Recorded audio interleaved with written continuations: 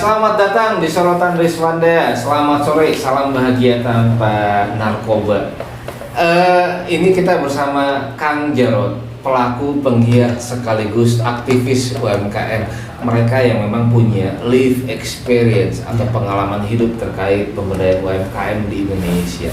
Apa sih, Kang Jarod, problem selama ini yang dihadapi oleh UMKM baik itu ultra, mikro maupun UMKM kecil? Kan komunitas sekarang mengklasterkan itu ya, tapi kemudian kan pemasarannya mungkin serupa meskipun tak sama. Silakan Kang Jarod. Makasih Pak Rizwanda buat kesempatan ini.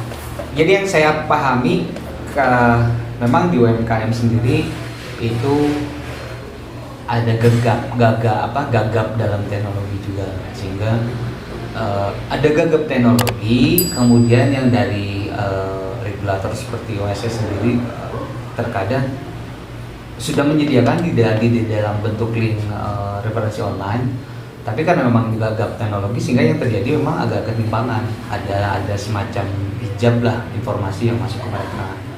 Contoh saya pribadi pernah buat NIB lama, ternyata ketika datang ke OSS itu ada perubahan itu sendiri, walaupun sebenarnya mudah banget.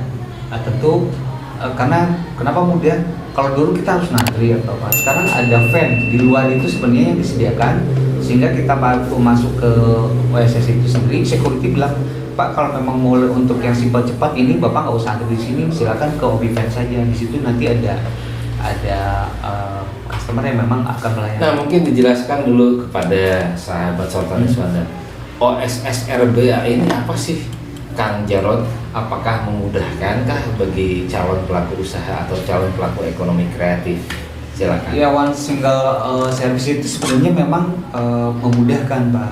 Tapi catatannya nggak boleh salah. Itu yang dibilang kadang karena gagap teknologi, baca di online kurang ngerti, nggak ada panduan, nggak ada yang nge-guide, sehingga kadang isi salah gitu.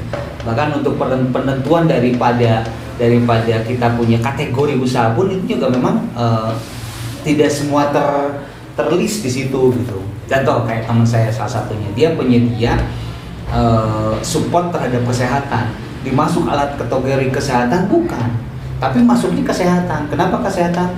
Karena mungkin bentuknya seperti pampers tapi bukan pampers gitu kan. Nah ini sendiri kan sebenarnya kalau memang mau lebih yakin ya memang mau tidak mau harus datang ke DPM TSP itu sendiri untuk apa? Untuk lebih tahu tanya gitu. Tapi kalau misalnya di online sendiri, ini saya rada ragu. Nah itu lebih baik.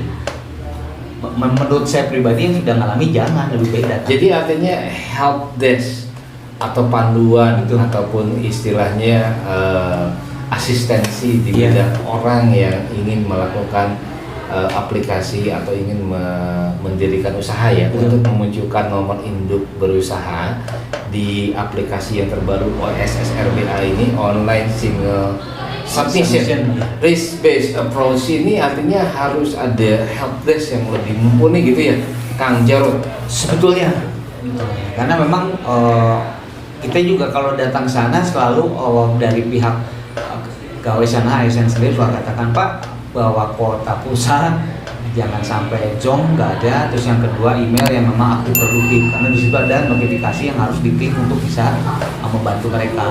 Itu salah satunya. Terkadang seperti itu saja masih suka belum tersolusikan, Pak. Ada saja yang memang saya nggak tahu password emailnya. Nah ini kan sebenarnya bermasalah juga sebenarnya. Jadi kesenjangan literasi digital ya. Betul. Gimana kira-kira solusinya menurut pelaku sendiri, Kang Jarod? Apa yang harus dilakukan pemerintah untuk ini ada lebih secara masif tersosialisasi atau artinya dapat diketahui dengan lebih baik oleh publik? Akhirnya banyak juga yang mereferensikan untuk ikut gabung sama komunitas yang memang banyak orang yang tahu atau tahu untuk bisa dibantu gitu. Nah itu juga sebetulnya membantu tuh kalau memang misalnya, oh saya nggak ngerti nih gagap teknologi, saya nggak ngerti buka aja juga sulit, boro-boro pakai wifi, pakai kuota aja juga kadang sudah jong gitu. Udah datang aja atau misalnya ikut join sama komunitas, itu juga bisa, Pak. Karena kalau misalnya gabung sama komunitas yang dari dinas pun suka tanya lagi, ayo yang sudah bisa join sama untuk masuknya di NIB siapa, coba kasih bantu temennya, itu saling bantu kayak gitu.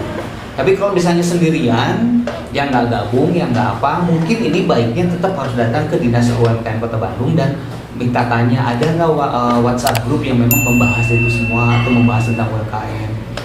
Artinya DPMP TSP Kota harus sigap ya dalam hal ini untuk merespon mereka yang mengalami kendala gitu dalam pendaftaran. Kan ini kan sistem baru ya. Betul. Artinya pada saat orang ingin mendaftar via sistem ini, itu pasti banyak tantangan gitu ya. Pasti banyak kesenjangan digital yang terjadi.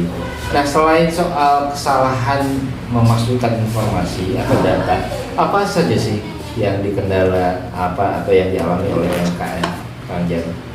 Selain yang tadi, ya kalau menurut yang saya alami sih mungkin juga cara berpikir juga di beberapa para pelaku atau teman-teman UMKM. Kadang ya itu tadi mungkin karena nggak berani atau apa, kadang barengan. Kalau menurut saya sih sebetulnya itu harusnya kepedean itu kan karena kita juga pelaku usaha sebetulnya bisnis tuh yang maju saja harus percaya diri gitu.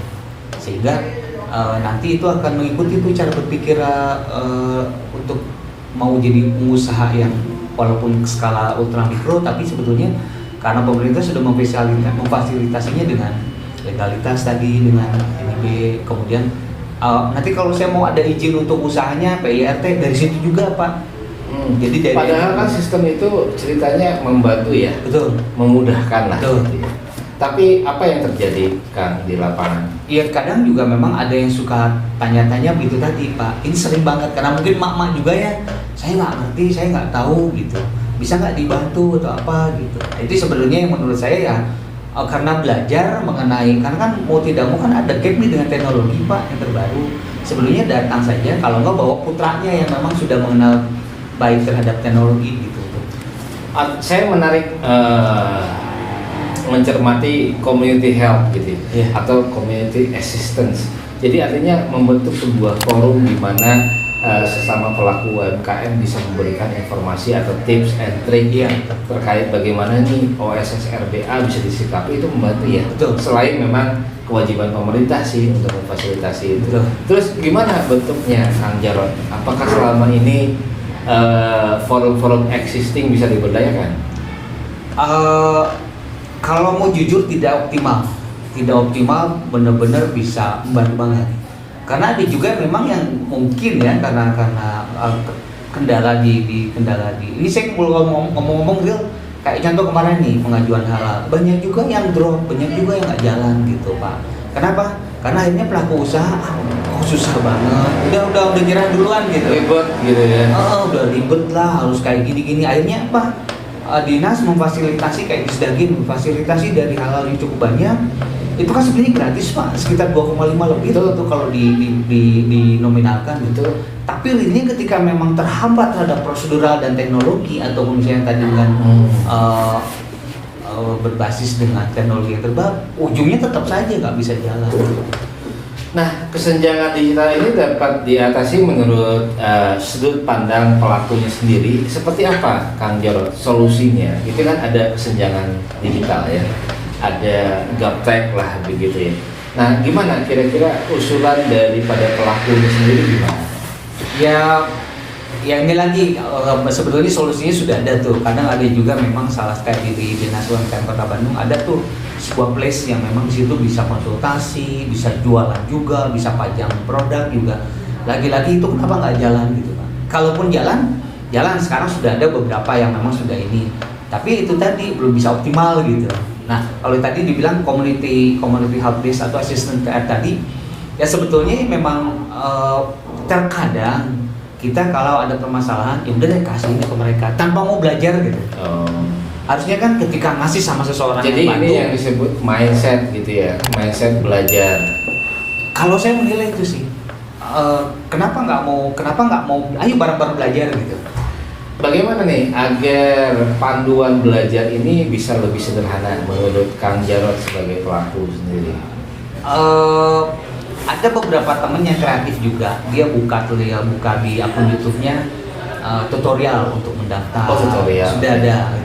Tapi mungkin karena memang sifatnya baru personal, tidak di-maintain untuk lebih baik lagi seperti link atau apa ya, akhirnya itu seperti hilang gitu. Padahal kalau saya menilai itu itikat baik dulu bagus, udah luar biasa itu bantu. Oke, jadi artinya pesan untuk penyedia layanan, pikirkanlah kontemplasi bercermin, kira-kira reliabilitas layanan apa yang bisa disediakan pada saat ada terjadi program baru ya, agar jangan sampai pengakses layanan kecewa nih gitu ya, kecewa, ternyata setelah diakses jawabannya tidak membuat atau menghasilkan sebuah solusi yang kira-kira menumbuhkan ini jalan keluar gitu ya.